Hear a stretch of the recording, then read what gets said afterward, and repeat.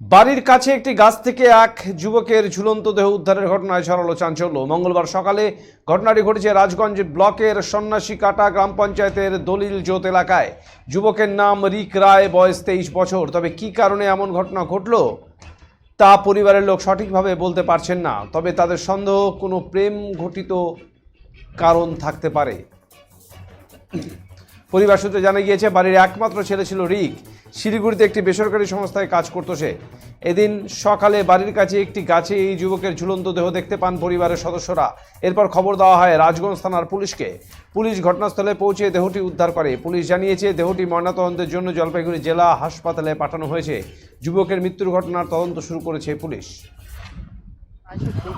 সকালবেলা উঠে দেখলাম যে লোকজনগুলা কান্নাকাটি করতেছে। তারপরে আমি বিছানা থেকে উঠে গেলাম, দেখতেছি আমার কাকাতো ভাই ও গাছে ঝুলে আছে। এটাই আর কি। কেন এরকম হতে পারে বলে মনে কেন এরকম হয়েছে সেটা তো সঠিক আমার জানা নাই, তবে কি বলবো আর। মানে কোনো পারিবারিক ঝামেলা পারিবারিক ঝামেলা আমার তো কাছেই বাড়ি, কিন্তু আমি তো সেরকমটা শুনিনি আর কি। একটা শোনা গেল যে কিছুদিন আগে তিনি নাকি একটা কোনো মেয়ে নিয়ে মানে এরকম কোনো ও হ্যাঁ, ওইটা দেখলাম মেয়েটা ঘরে। আমি দেখতেও যাইনি আগে, আজকে দেখলাম যে মেয়েটা কান্নাকাটি করতেছে।